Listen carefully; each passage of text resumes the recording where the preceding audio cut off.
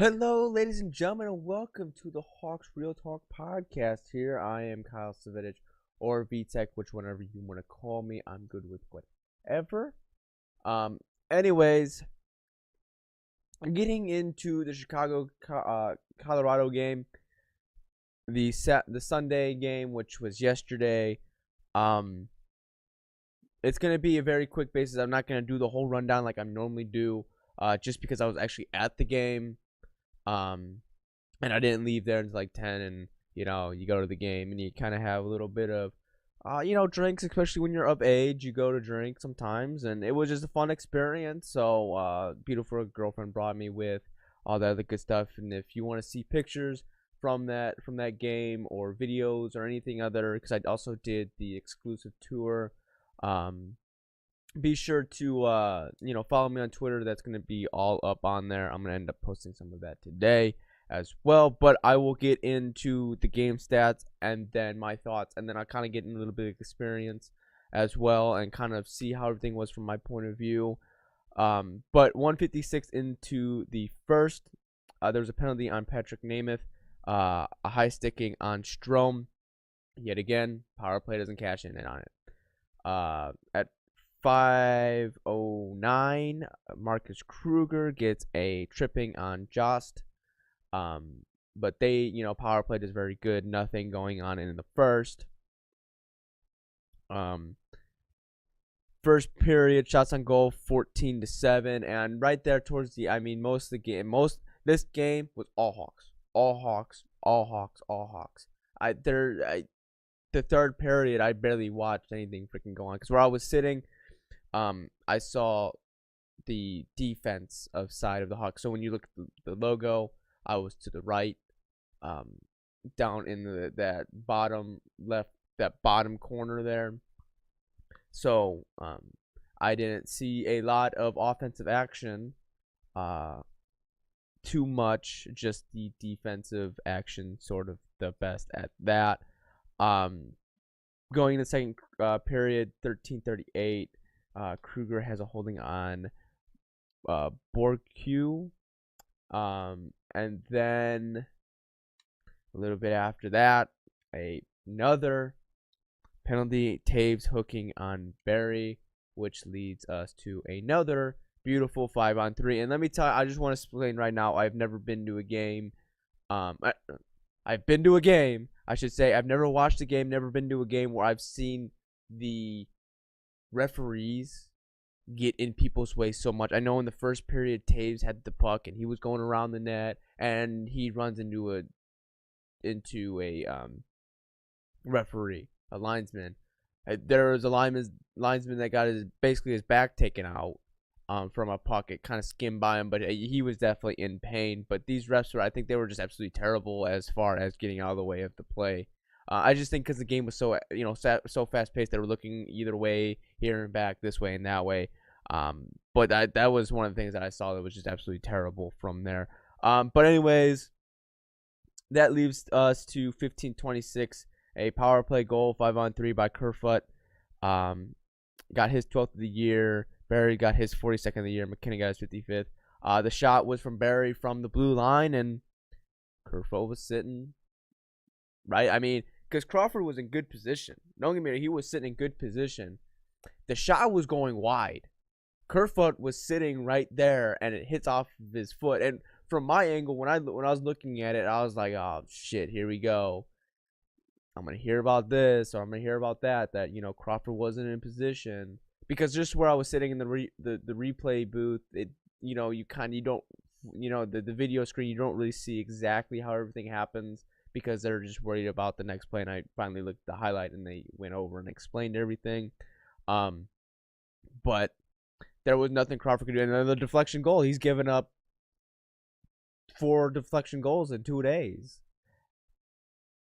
And that's not I'm not saying that's his fault. And I'm not saying that's his fault at all. I'm just saying that there's 4 goals that would have been stopped if they weren't deflected, if people would have cleared people out of the way. Even the 5-on-3 goal the night before, wasn't really a shot. It was more of a pass to deflection to him into the back of the net. But that's beside the point. That ends Um, it ends that. Then at 19:45, Pizarro gets a boarding on DeBrincat. Nothing happens in that period. So there's only that one score. Shots on goal were Chicago 11, Colorado 3. Like I said, those 3 shots basically came off of the power play. The rest of the time, I'm saying the Hawks. This was all Hawks all night. Like if they were losing this game, this was because either Grubauer plays out his freaking mind, is just that freaking good, or the offense just can't cash anything in. So with time ticking down, the Hawks finally score on the power play. Anisimov from Seabrook. Seabrook shoots it from the blue line, and guess how the puck goes in? Anisimov sitting right there in front of the net, and he deflects it in. That's what we're missing. That's how we scored the power play goal against Vancouver. Was a deflection goal. So that's just something that they need to look into. But there was nothing. I'm saying it was all Hawks all the whole third period. It was just unbelievable. Third period. I mean, I was just kind of sitting there because where I was sitting, I was like, I'm just gonna sit here and drink my beer and eat my popcorn, and yeah, because there was nothing. There was nothing in the third period. I'm pulling up the stats right now. For some reason, I forgot to put down what the shots were. But I had my bad. I had my shots mixed up.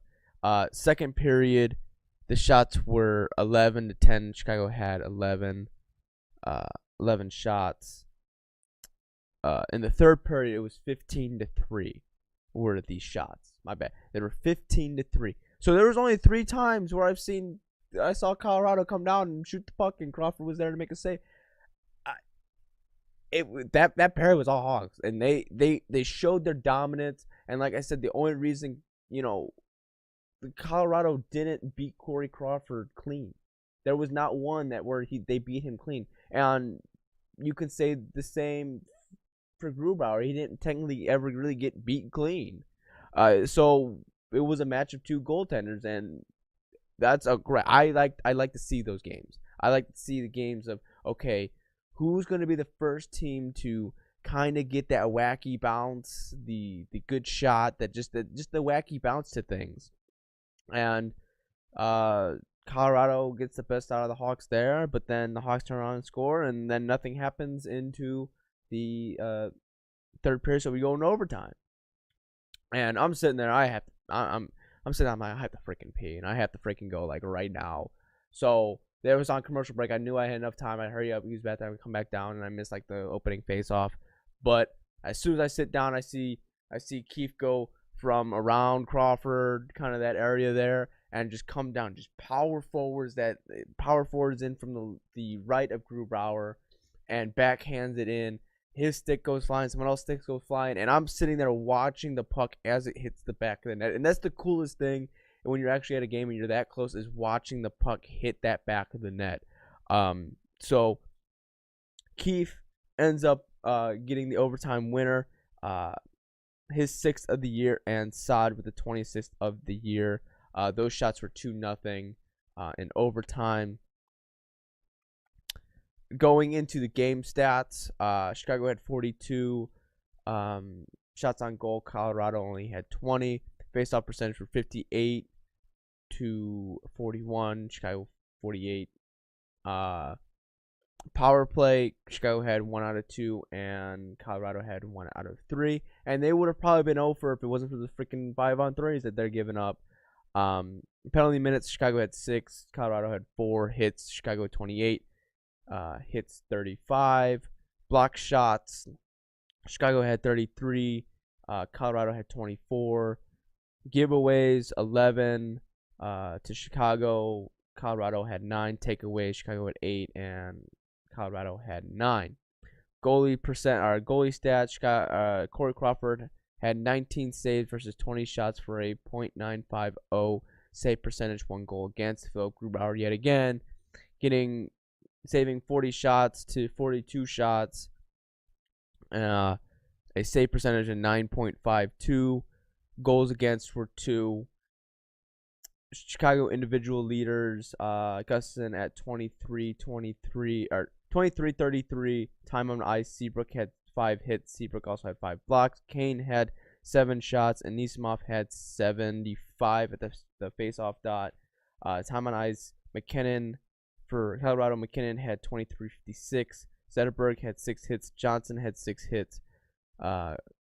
McKinnon also had 4 shots on goal, and face-off percentage at 66.7% was Kerfoot. The 3 stars of the game were Duncan Keefe at number 1, Philip Grubauer at number 2, and Artem Anisimov at 3. At the point of it was Chicago has 76 points, 5 points back from that second wildcard spot. Arizona ended up losing. So Colorado jumps to that second wildcard spot. So yet again, we're trying to catch up to Colorado. And you would like to see this game win in overtime instead of being, 5 points. We would be 4 points. But at least we got the 2 out of it. That's a good thing. Get out of that 5-game losing streak or that 3-game losing streak and gain some confidence back. Next 3 games: Tuesday at Arizona, which is tomorrow. Thursday at San Jose. And then Saturday at LA Kings. So these are going to be very difficult games. Next 3 games, must-win games. I know we've struggled against the Pacific Division, so that's just going to be something that we're going to have to look forward to. But those are going to be the rundown of the stats. So I kind of want to get into the experience and what I've saw from the game, but as long as and the VIP ticket thing that I had. And so we went to the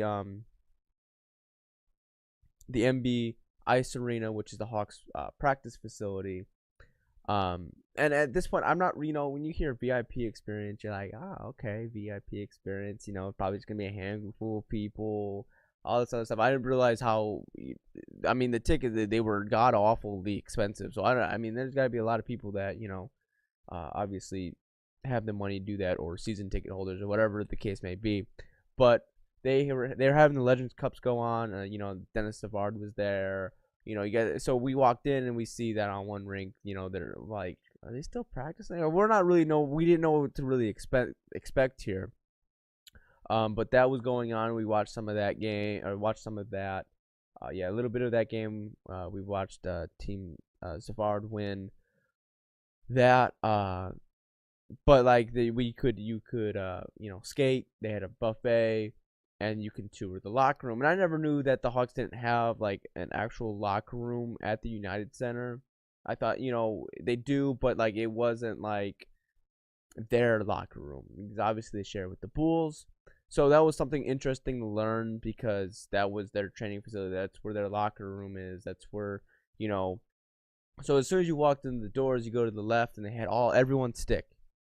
Everyone's stick that was, they had the Corey Crawford, they had the Patrick Kane, Jonathan Tays, they had all their sticks sitting right there, their practice sticks or whatever the case may be, sitting right there. And they told them, don't touch it, don't do anything like that, you take pictures. So I took some pictures, and you walk in, and you have everyone's jerseys, no one's really sitting in a certain order. Everyone just kind of around. The goaltenders were kind of off to their own a little bit. When you walk in, you have the big Indian head. All that all that cool stuff. They had the board, but they had the Indian head blocked off, so you couldn't step on the Indian head.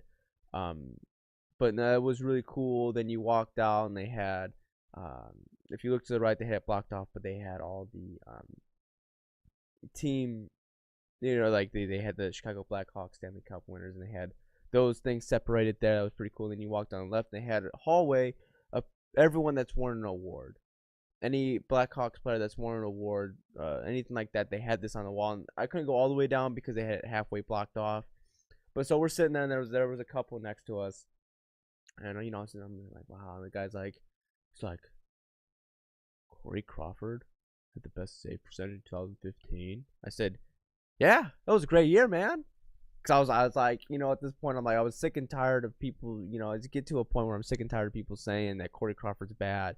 We shouldn't, you shouldn't have him. And I was like, yeah, it was a great year. And he goes, well, Crawford's not that good. I was like, whoa. I said, all right, well, this is where I'm going to have to distinguish you real quick. I'm sorry. I apologize for this. But I'm a huge Crawford fan. And, you know, what gives you the right to say that he's bad? Not like a dickish like that. I was like, what? Well, why? I said, he won an award for me. The numbers don't lie. You can't argue numbers. And even when they won in 13, he still was looking at those numbers. He was looking at the Vezina Trophy. He was one of them running for the Vezina Trophy. You can't argue that. Numbers don't lie. You can't argue with the numbers. And so, sitting there, and he goes, so the Hawks make the playoffs. Who do you trust? Cam Ward or Corey Crawford? I said, Corey Crawford. Why would you not trust Corey Crawford? I said, when Cam Ward and Colin Dilly were playing, they were scoring 5 goals, 6 goals a freaking night. You're telling me you want a goaltender, the goaltender's giving up 5, 6 goals a game, but then yet again they're giving up, 4 or 5, just 1 goal less than need be. I said the numbers don't lie. I mean, Crawford comes in, he's a save percentage in the 90s, while Colin Dilly and Cam Ward are lower, higher 80s. I mean, I'm like, okay, he comes back, he wins the game, and then he gets blown out by LA. But he is gonna have one bad game. He's coming off concussion, not playing for 2.5 months. I was throwing all these numbers at him, all these numbers. I asked him that at the end. I was like, why do you not like Corey Crawford? Well, he's had a concussion. He's had multiple concussions. I was like, just because he's had a concussion? Are you kidding me? A guy that is throwing out these numbers, who their offensive production is not scoring, and the whole time his girlfriend, wife, whatever, is sitting there and goes, yeah, how does it feel coming from someone else? The things I've been telling you all this time, coming from someone else who knows what he's talking about, all this and that. And this dude, he started getting pissed. He's already getting pissed. And I'm just like, I'm sorry, but I'm going to throw numbers at you. That guy is not a true Hawks fan. He was there. He goes, the entire time, he goes, honey, he's like, honey, this is all for you. You do your thing, blah, blah, blah, and this and that. I mean, my girlfriend, she got these tickets for me. She wasn't getting involved in it. She doesn't know hockey as much as I do. And I'm not saying I know everything about hockey, but the more I look at numbers, the more I understand and see where everything's at, what should be good, what isn't good, this and that. And when someone has anything in the 90s of a save percentage, in the 900s, is good. Even if, yeah, you give up 3 goals against, but it depends on how many shots you're facing. It's all about what you're facing, how the shots are facing. I see the game in a different way because I'm really focusing on the game. It's easy to say you can watch a game, and it's easy to be like, well, he sucks. He's not good. He gave up 3 goals this game. Well, how'd those goals go in? Did he truly get beaten? Was he screened? Was it deflected? There's a lot of different things you got to look into it. And the way he plays is he sees things so much differently. There was a save in that game in the first period where it gets, he's down, the butterfly gets, off of his left pad, and it goes flying up in the air, and a guy swats it out of the air, and he catches it in his glove. I'm literally 10, 15 feet away from watching this in awe. So I'm like, that's an unbelievable save. That was an unbelievable save. Just seeing how fast-paced action that all is, and seeing him make that save, unbelievable. You can watch it a million times on TV and watch him slow it down a million freaking times. And like, oh, that was easy. I could do that. Hell no, you can't. That's freaking hard. But going back more into the tour. I ended up following this guy around, so the texture was kind of high in that. But you got to visit, the training room, their kitchen. You went upstairs to the executive offices. They had the Stanley Cups posted up down in a little room area. You took pictures of that. Not the the replicas, obviously. And this is another thing. Guys like, because he was talking to his wife, and his wife really didn't know, or whatever the case may be. And he goes, so what are they going to do when the cup gets too big? What are they going to start doing? Are they going to make another cup? And I heard that they were going to start taking names out of the cup, older teams and stuff. And that's kind of a disappointment. I wonder how they're really going to do that. But I said, this is, it goes, oh, well, that kind of makes sense. But, like, the case they may end up changing that, but the last time I heard that's what they're gonna do. Um, but you just the tour of the room, all this and that. It was really cool. You get the whole facility, stuff like that. Go back down, and I was like, we're kind of hungry, so we'll go ahead and get something to eat. They had a buffet there for us for free. It was part of the package. I was like, we weren't really hungry because we got something small because we lived. My house is so far away from Chicago, and getting to Chicago sometimes is a little pain in the ass. It takes you 40 minutes to get 2 feet sometimes. Anyways, so we ate like really good mac and cheese. Some really good mac and cheese. But they had like mac and cheese. They had little burgers. I think they had some hot dogs. They had fruit. All sorts of goodies and stuff like that. So, but as a person that's never grown up around hockey or ice skating, people are like, well, ice skating is easier than rollerblading. Hell no, it ain't. Don't give me that shit, fucking bastards. So we went ice skating, right? Oh god, I didn't fall, but damn, I could not get going. It was fucking hard. I don't understand. I just, it's something I gotta keep doing, but that was just something I couldn't do. It was a little bit of a pain in the ass, but it was a fun experience. Then after that, we got a Chris Chelio bobblehead. Then my girlfriend, she gave me both signed pucks. They were from Connor Murphy and Dylan Strome, and they're probably just like a stamp on kind of thing. When you look at it, I mean, they have it in gray Sharpie, which kind of make it look like it could. It could be just them writing it, but I highly doubt. I mean, there was a lot of people. They had boxes, huge boxes and totes of these pucks. So there was a lot of people that were involved in this. So I thought it was like one of those, a couple, maybe 20 people. You see them early on before they have to do pregame stuff like that, and you sign, they'll sign the puck for you or something along the lines of that. But obviously I was wrong because it had been at least over 100 people, 100 people there. And I get that some people are there because it's a community rink; they can be there, all that other good stuff. But it was a very nice. The facility is very, very nice. You can recently tell it's recently been built. It's very nice. People really nice. Beer's pretty nice, cheap. I mean, $4 for 16 ounce of beer ain't too bad. But the highlight of that was, so we get out of the locker room in that facility tour, and Jim Cornelison is sitting right there, sitting there.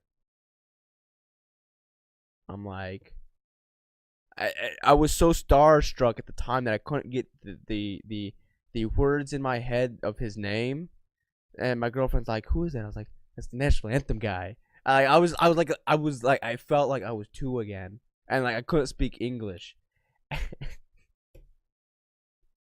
I walk up to him, and I'm sitting there. He's talking to someone, and my girl at this point, my girlfriend's just like, she knows how I'm reacting right now. Like I'm in awe. I'm in awe.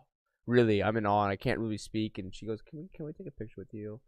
And he's like, I was like, I gotta shake this dude's hand. I'm like, dude, I love you, man. I love your fucking voice. It's great. I love it. Okay, let's take a picture now. And I walk away. I was like, I got a picture with him. But that picture's gonna be up on Twitter if you want to see that and all the other stuff that of the facility. That if you've not experienced it, I have those up. But the tickets, that VIP experience, well worth it. It's kind of your own pace. No one's really telling you where you need to go. You kind of just, get to tour it. It's very relaxed. You get to have some fun, stuff like that. I meant to cut that. I have to cut that out. Shit. Yeah, about that. I cut that out too. But no, just a fun experience overall. Stuff like that. Can't really complain. But then it's not. I mean, it's right. It's just south. I should say south of the United Center. Just past the Malcolm X College, just south of that. Or north, whatever one you want to say, east, west, whatever. But you get the point. It's just a block away. Not too terribly of a walk. But anyways, we get to the game. We start walking in. We got there enough time to kind of just walk around and tour things. Because I've never really been down to the lower level. I was always up in that upper level. So you take the long elevator or escalator up there, and you hitch a ride there, and you just kind of go to your seat. So I've never really got to the big team stores, the new atrium that they put in over the Jordan statue, stuff like that. But we didn't go back there because they kind of had everything roped off, and I was like, we already scanned in, so I was like, I don't want to scan in and then not be able to get back into the game, because that would really suck, because I've never been this close to the ice before. So we sit down, and I sit down, I'm like, wow, we're 4 rows up, and you don't think 4 rows up doesn't, but I thought I could just lick the glass from where I'm sitting. I mean, we're at that level. I wish we were either down a little bit lower or a little bit higher. We were kind of in that weird level where it's kind of hard to see a little bit sometimes. But I also had one of the planes of glass. We were in that joint there where they connect the glass together. So it was kind of hard to keep that, because it's not fully see-through. It is kind of see-through, but it's kind of hard to see through it. But I was amazed. They come out in the Winter Classic jerseys. It was a great experience overall. I mean, it was just, everything was respectable. Bathrooms went pretty well. I mean, I kept going in the exit one because I was like, I ain't waiting in that fucking line, because I said fuck that. But anyways, it was very nice. I mean, it was just a very fun experience. All the other good stuff.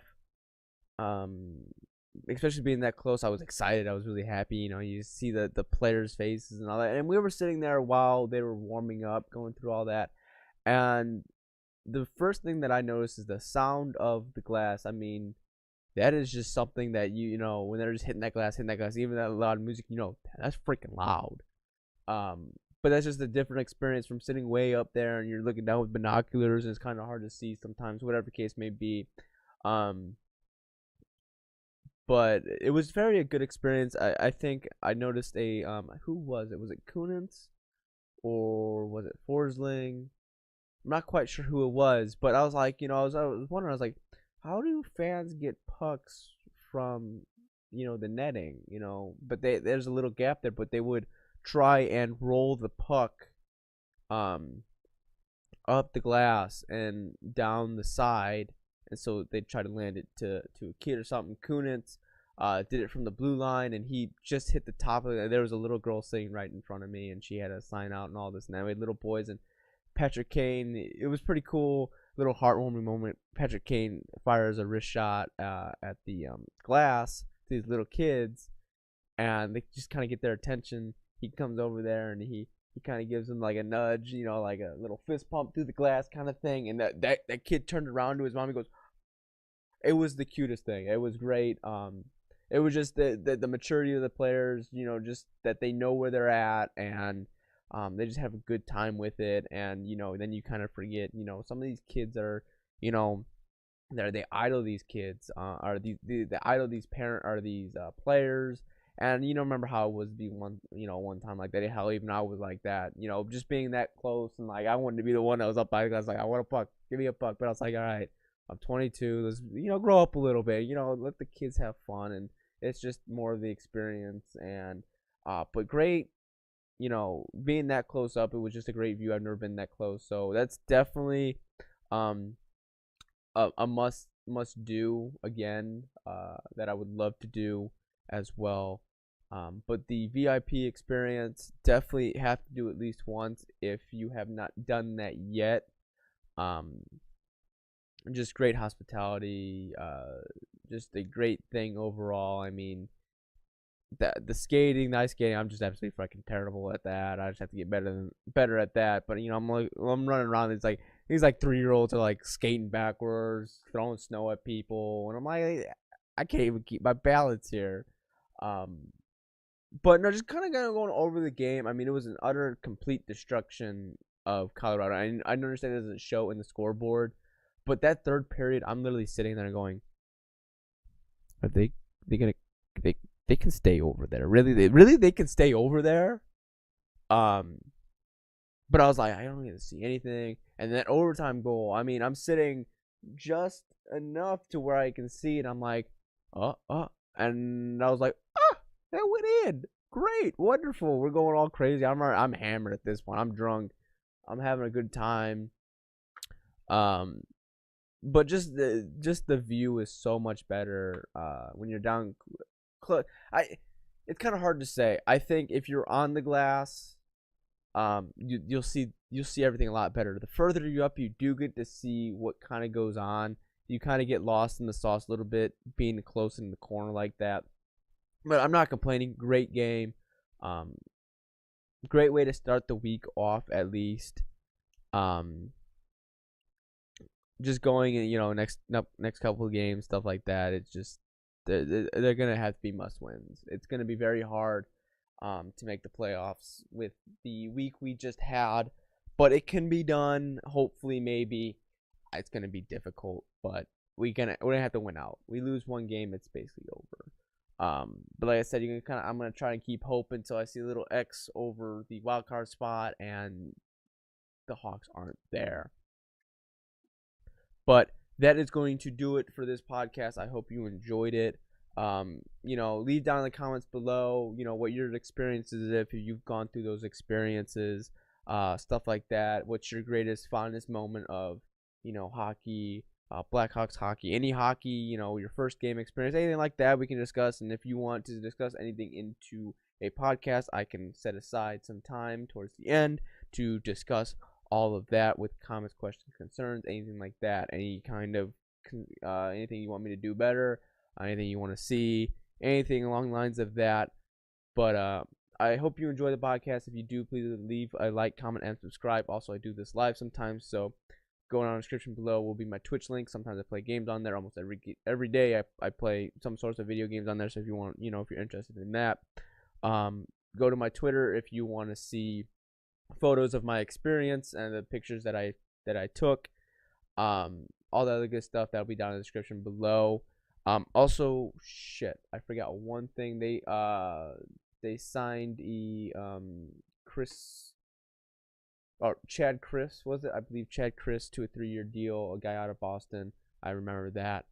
So they did end up signing him today. Enjoy the rest of your day, rest of your evening, whenever you're watching this, and hopefully catch you in the next podcast.